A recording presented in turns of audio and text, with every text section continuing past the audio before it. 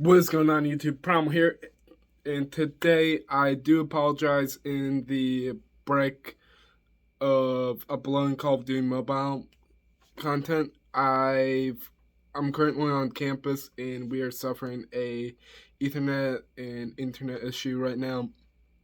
So it's like I have so many videos to bring to you guys. It's like I've got RTD or Road to Damascus, which I have to record with my boy Run. I've got a few 1v1s. I've got a few videos to record with my boy Billy, aka Hillbilly, as you all know him, for some duos, BR in Alcatraz or classic BR. So yeah, but anyways, enough rambling. Today's video I'm going to bring to you guys is a how-to maintenance video on how to keep your axes maintained for competitive edge scenes on splitting in the sport I do in college, which is woodsman. So let me show you guys my first axe.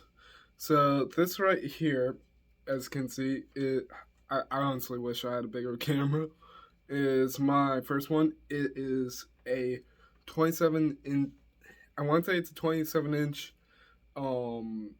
golden oak handle with a split maul. So what I mean by split maul is the angle of which the blade is edge. It allows for the blade itself right here to dig into the wood and make bigger cracks in it compared to my other axe, which you guys can see here. This one I bought at not wait, yeah, I think I bought it at Harbor Freight. So you can basically buy it anywhere from not Walmart, from Best Buy, Lowe's, and a few other places. I can't remember them, but as you can see, they don't have the wedge form, which helps split. This is basically what other people use for competition wise. But depending on the type of wood and what my wood looks like, I'll decide which one I want to do. But yeah, those are the two types of axes I use. I actually use another axe, but that's for a different event. The two axes I just showed you are mainly for splitting. So yeah, for the first step of maintenance, you're going to want to take a wire brush. This happens to be a grill brush that you can use for your barbecue grill. And what I like to do is, let me see in camera, how can I show you best?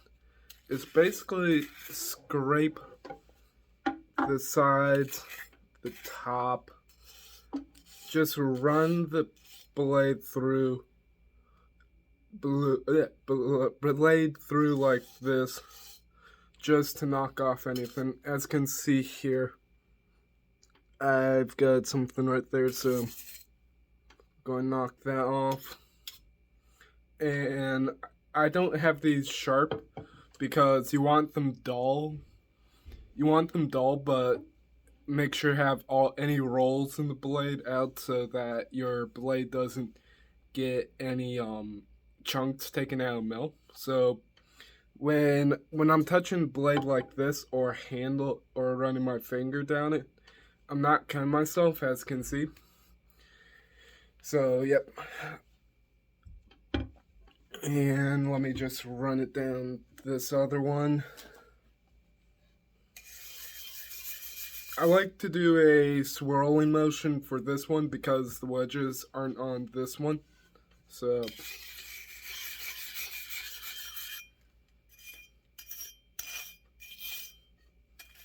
run it right over top. So yeah, so hold on a sec.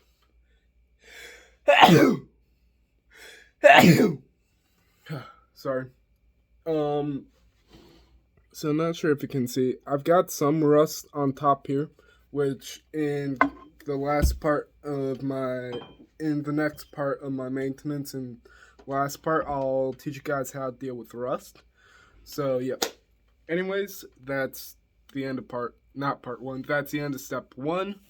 So moving on into step two, we have two different grits of sandpaper, which I use on the axe blade. We have, let me see if I can get a bigger piece. I believe we've got 120 grit, and we got a finer grit. I believe this is the finer grit. I could be wrong about this. Pound Force, I am not the engineer behind this. Let me read this.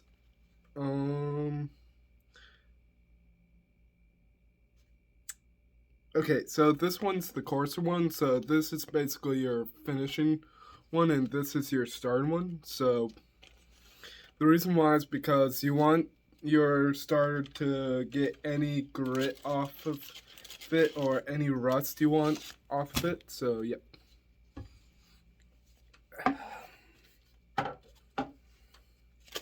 So I normally just run it down the blade.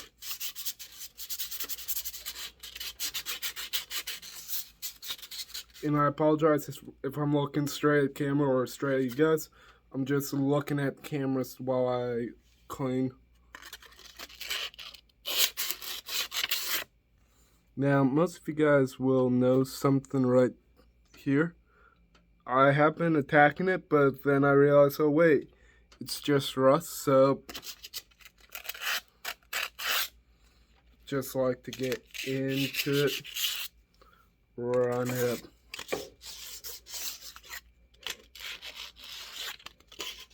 Then run up both sides up top, off the back side, and the back side I like to do also, so yep. So yep, I do the same process for a second one. I'm looking at a timer right now, which says I'm at 7 minutes. So I'm just going to pause record so I can show you guys more. So BRB, haha. I just want to show you something, Prom Force. So when I was cleaning up blades, I started getting some shininess to it. Like as you can see here, some of that started coming off, which is good. So yep. I'll be back in a second once I get to the second tack cloth. So BRB, haha. Alright, Prime Force, we're back for a second sandpaper. So we've got the coarse one, which is to deal with anything else that I missed on the first one. So here we go.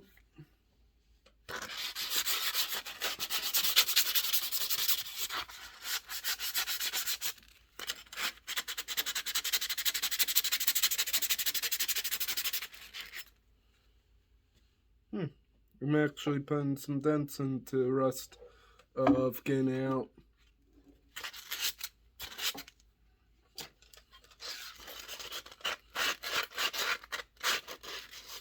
So yeah, so yeah, that's basically how I would deal with the second layer of sandpaper. So yeah, I'll resume recording once I'm into the third part of it. So yeah, I'll be right back. Haha.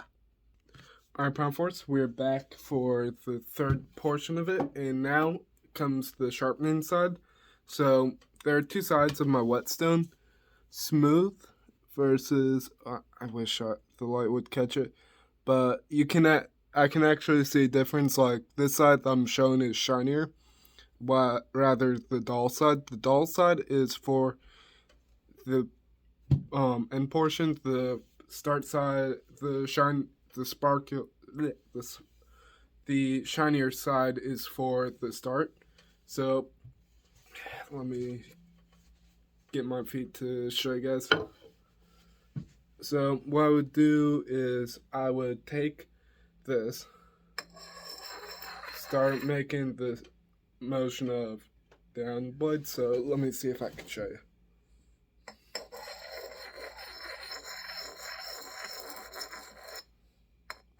Then I would go back up.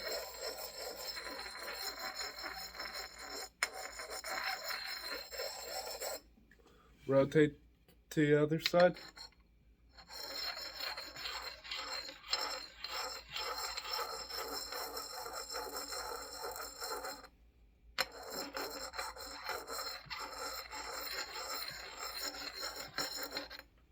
I know that may look bad, but it wasn't. So, taking the doll side, I would go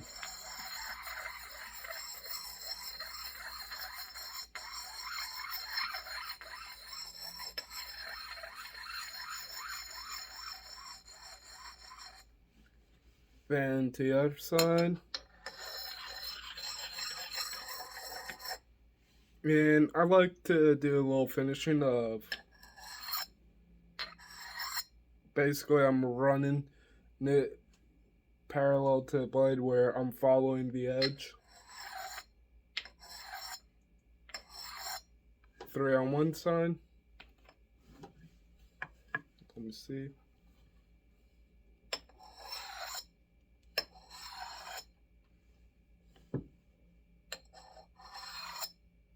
So that's the end of the first one.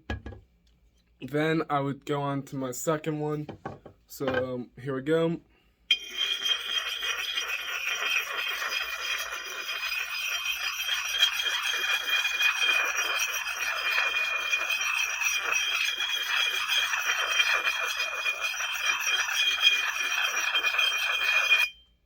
That's 3 on one side. And let me see if I can reposition myself to show you guys.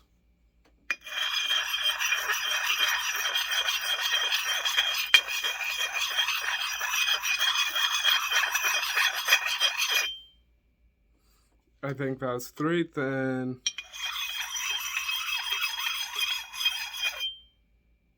1. And since this one's normal, I don't do 3 on each side for the doll side, so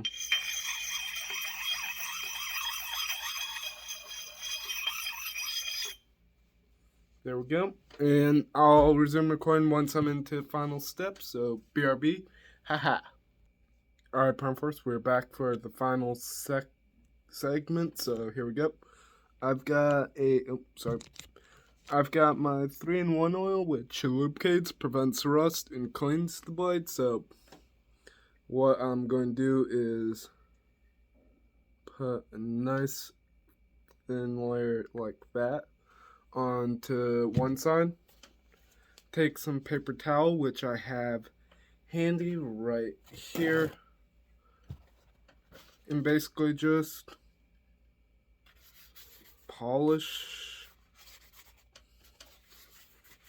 the axe. So yeah, and normally I would want these axes to breathe or sit in a dry dock, which means a clamp overnight, but I don't have any dry docks or clamps, so yeah.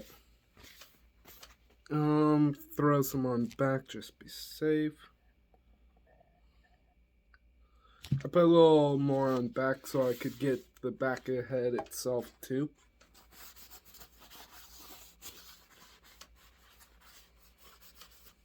Then I'll repeat for axe number 2. Well, repeat for the other side, so yeah. I'll resume recording once I'm on to the second act, so BRB, haha. So I just wanted to show you guys what it looks like after clean coating. You can actually see the shininess or sheen. That's exactly how I love to have my axes look. It's kind of like for any of you guys who camp or were with Boy Scouts, of after you're done with your Dutch oven, you wanted to clean it as soon as possible, which is where you would take cooking oil and you would take water, scrape it all out, then you would basically the process of how to keep your Dutch ovens clean and healthy. So yeah, we're actually on to the second axe now, so yep, here we go. Hopefully you guys get to see the magic happen. Thin layer right there. You can actually see what it looks like. New layer of paper towel. A little more. I try to be very conservative about this stuff because it is a wee bit expensive. So yeah, we're approaching 16-minute marker. All right, time to wrap it up fast. You can actually see how much on my end. You can see how shinier it looks compared to that. So quickly reapply that, and we're done with the oil because I don't need any more. So set you aside there, and scrubbing.